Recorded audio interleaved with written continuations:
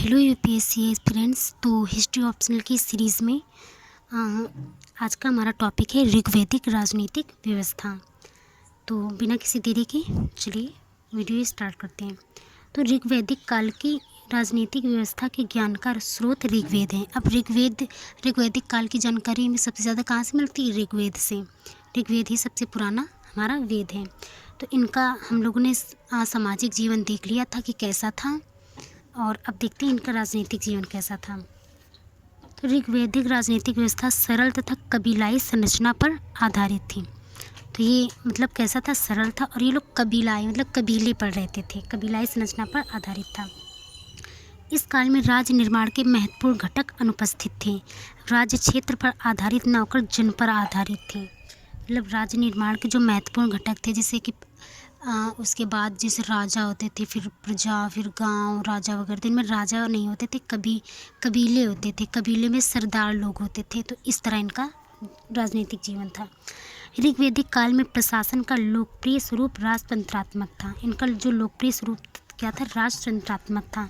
साथ ही कुछ राज्य गैर राजतंत्रात्मक भी थे, जिन्हें गढ़ कहा जाता था। इस प्रकार ऋग्वेद में एक गणतंत्र का प्रारंभिक उल्लेख मिलता है। तो ऋग्वेद में गणतंत्र का प्रारंभिक उल्लेख हमें मिलता है। ऋग्वैदिक राजनीतिक व्यवस्था एक जनजातीय सैन्य लोकतंत्र थी। इसकी शक्ति का स्रोत कबीलाई परिषद था। राजा के दो प्रमुख कर्तव्य थे। ठीक है, अब ये कटा है लेकिन ये सही है, तो इसको आप लोग अपने नोट्स में ऐड कर लीजिएगा। युद्ध में अपने कबीले का नेतृत्व करना, जैसे मतलब सरदार वगैरह होते थे, और जैसे माना किसी एक पर्टिकुलर क्षेत्र पे रह रहे हैं और कोई दूसरा पर्टिकुलर क्षेत्र है, तो अपने उस क्षेत्र में जो अपने संसाधन है, तो अगर माना कोई दूसरे कबीले के सरदार इन पर हमला करता था, तो उस मतलब यहाँ पर युद्ध का मतलब वही हुआ कि अपने कबीले का ये नेतृत्व करते थे और अपने कबीलों की ये क्या करते थे? रक्षा करते थे। जैसे दो कबीले हो गए, एग्जाम्पल के तौर पे, जैसे एक कबीला ये हो गया, एक कबीला ये हो गया। अब इस कबीले पर इन्होंने मतलब इन कबीले पर इन लोगों ने आक्रमण किया, तो यहाँ का जो सरदार होगा वो अपने कबीले का नेतृत्व करेगा और अपने कबीले की क्या करेगा? इन लोगों से रक्षा करेगा। तो राजा के कितने कर्तव्य हो गए? दो। यहाँ पर राजा का मतलब सरदार से है। इस काल में सभा, समिति, विदत गण जैसी संस्थाओं का भी जिक्र मिलता है।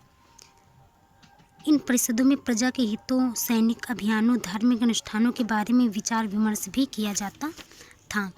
वैदिक काल में राजतंत्रात्मक प्रणाली प्रचलित थी। इसमें शासन का प्रमुख राजा होता था। राजा के दो प्रमुख कर्तव्य थे। ये तो हो गया है। अब शासन का प्रमुख, जैसे इसको डायग्राम पे कैसे दिखा सकते हैं? जैसे राजा के क्या क्या कर्तव्य? एक नेतृत्व करता थे और एक रक्षा करता थे। और इनका राजा का चुनाव कौन करता था? समिति करती थी। राजा का चुनाव समिति करती थी। अथर्ववेद में सभा एवं समिति को प्रजापति की दो पुत्रियां कहा गया है। लुडविग महोदय ने सभा को वर्तमान में राज्यसभा तथा समिति को वर्तमान में लोकसभा कहा है। तो मतलब जो आज की राज्यसभा और लोकसभा का ये जो संदर्भ है, ये समझ लो ऋग्वैदिक काल से आ रहा है। इसकी मतलब जो नींव है वो ऋग्वैदिक काल से दिखाई देती है। राजा का प्रशासनिक सहयोग पुरोहित एवं सेनानी आदि 12 रत्न करते थे। कौन कौन से? राजा का सहयोग पुरोहित और सेनानी, मतलब ये मिलके 12 रत्न, मतलब 12 टाइप के लोग होते थे, 12 समितियाँ होती थी, वो करती थी। इन 12 के नाम दिए हुए हैं। पुरोहित क्या होते थे? राजा का प्रमुख परामर्शदाता, सबसे फर्स्ट नंबर पे पुरोहित होते थे। सेनानी, सेना का प्रमुख। ग्रामीण और ग्राम का सैनिक। महिषी, राजा की पत्नी। तो ये सब हो गया। अब आर्यों के 5 कबीले थे। मतलब ऋग्वैदिक काल में मतलब जो 5 कबीले ज़्यादा इम्पोर्टेंट हैं, जैसे पुरु, अनु, ध्रुव, यदु और तुर्वस। यदु और तुर्वस को क्या कहते थे? दास कहा जाता था। ठीक, तो ये हो गया हमारा ऋग्वैदिक राजनीतिक व्यवस्था। ये हमारे हो गए सेल्फ स्टडी के नोट्स। अब कुछ और कंटेंट देख लेते हैं डिटेल्स से।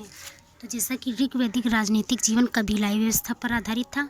सगे संबंधी स्वेच्छा से राजा को भेंट बलि अर्पित करते थे।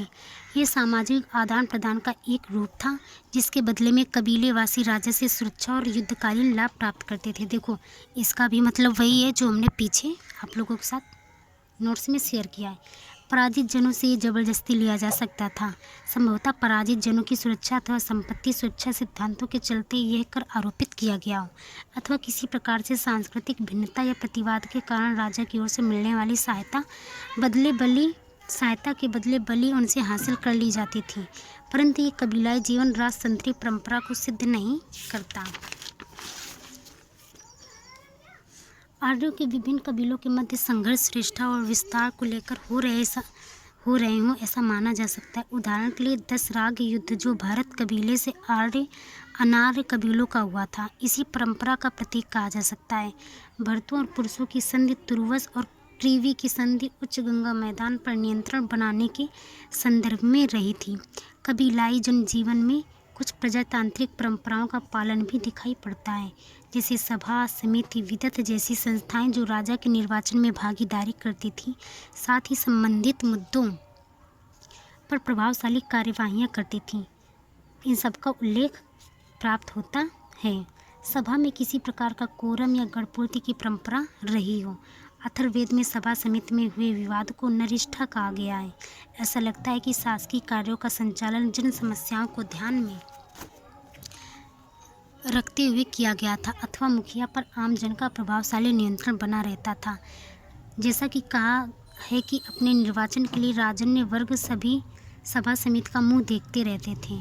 इस निर्वाचन में विशेषकर समिति की भूमिका थी। अब इतने में इन्होंने बताया, और हम जो मेरे सेल्फ स्टडी के नोट्स थे उनमें से हमने पहले ही यहाँ पे हमने बता दिया कि वैदिक काल में क्या था कि जो राजा का चुनाव कौन करता था, समिति करती थी।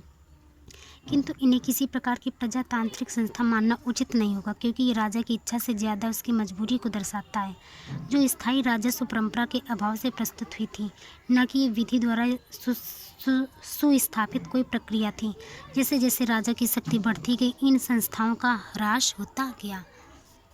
तो ये हो गया ऋग्वैदिक सामाजिक, और हमारा आज राजनीतिक व्यवस्था कंप्लीट हो गई। अब हम लोग देख लेते हैं कि ऋग्वैदिक अर्थव्यवस्था कैसी थी। तो इस काल में पशुपालन ही अर्थव्यवस्था का मूल आधार था। संपत्ति की इकाई गाय थी। अब सोचो कबीले में लोग रहते हैं तो यहाँ पर क्या होगा, कैसे अपना पालन पोषण करते होंगे। एक तो कृषि से और दूसरा पशुपालन से। संपत्ति की इकाई गाय थी। इस काल में पशुचारण को कितना महत्व दिया गया है कि जीवन से जुड़ी महत्वपूर्ण गतिविधियों को भी गाय से जोड़ दिया जाता था। उदाहरण, समय की माप के लिए गोधूली का इनका प्रयोग किया गया नाम, दूरी की माप के लिए गव्युत, युद्ध के लिए गविष्टि और राजा के लिए गोप। ऋग्वैदिक जो जीवन था इनमें गाय का बहुत ज़्यादा महत्वपूर्ण स्थान दिया गया था। कबीले के लोग स्वेच्छा से राजा को कर देते थे, जिसे बलि कहा जाता था। अर्थव्यवस्था के स्रोत, अब देख लेते अर्थव्यवस्था के स्रोत क्या क्या थे।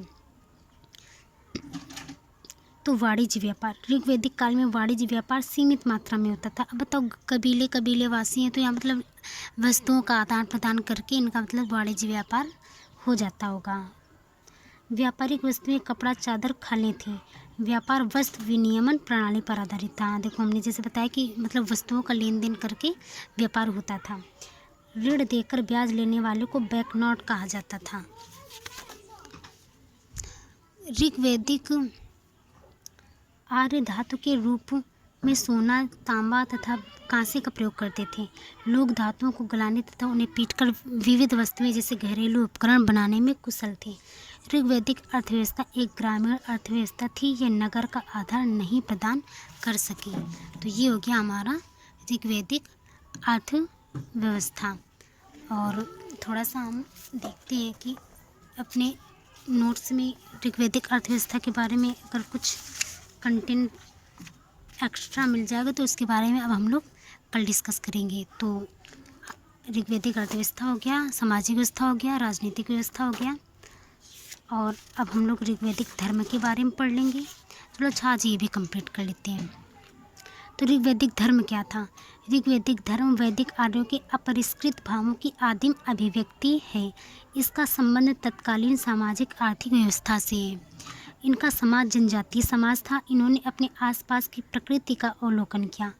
प्रकृति की जिन गुत्थियों को वे सुलझा नहीं सके, उन्होंने उसका दैवीकरण कर दिया, जैसे सूर्य, पृथ्वी, अग्नि, चंद्रमा आदि।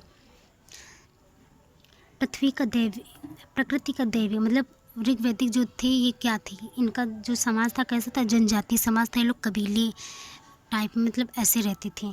तो प्रकृति की जिन गुत्थियों को, मतलब जैसे जिन चीज़ों को ये लोग समझ नहीं पाते थे, उनको ये क्या मान लेते थे, मतलब इनका इन्होंने दैवीकरण कर दिया, उसको ईश्वरीय शक्ति मान लेते थे। तो प्रकृति का दैवीकरण ऋग्वेद धर्म की पहली महत्वपूर्ण विशेषता है। दूसरी, ऋग्वैदिक धर्म में पुरुष भाव की प्रधानता है। जैसे हड़प्पा सभ्यता में मातृ देवी को मतलब ज़्यादा माना गया है और ऋग्वेद में पुरुष धर्म की प्रधानता है। लेकिन ऐसा नहीं है कि मतलब लेडीज़ को मतलब इग्नोर किया जाता हो। ऋग्वैदिक धर्म की दृष्टि मानवीय तथा अलौकिक दिखती है। उपासना के प्रति भी ऋग्वैदिक आर्यों का दृष्टिकोण व्यवहारिक था। इनके सबसे महत्वपूर्ण देवता के रूप में इंद्र थे। इन्हें युद्ध में क्या कहते थे, पुरंदर, और वर्षा के देवता के रूप में उन्हें पुरभिद, और इनके तीसरे महत्वपूर्ण देवता कौन थे, वरुण। तो ऋग्वैदिक आर्यों के देवता कौन थे, इंद्र और वर्षा, इंद्र हो गए, वरुण हो गए और अग्नि। वरुण की परिकल्पना ऋग्वैदिक आर्यों की उच्चतर सोच को दर्शाती है। ऋग्वेद में वरुण को प्राकृतिक नियमों का रक्षक कहा गया है। ऋग्वैदिक धर्म बहुदेववादी स्वरूप पर आधारित था। विष्णु, रुद्र, पुषण, आर्यमान, अश्विन, मित्र प्रमुख देवता थे। ऋग्वैदिक धर्म की एक महत्वपूर्ण विशेषता है क्षेत्रों के आधार पर देवताओं का विभाजन। वायुलोक के देवता, पृथ्वीलोक के देवता और अंतरिक्ष लोक के देवता। ऋग्वेद में ये घोषित किया गया है कि सत्य एक है, परंतु विप्र उसे अलग अलग नाम देते हैं। अब देख लेते हैं यहाँ पे उपासना की विधियाँ क्या थी। तो इसमें उपासना की दो विधियाँ थी, एक थी प्रार्थना, दूसरा था यज्ञ।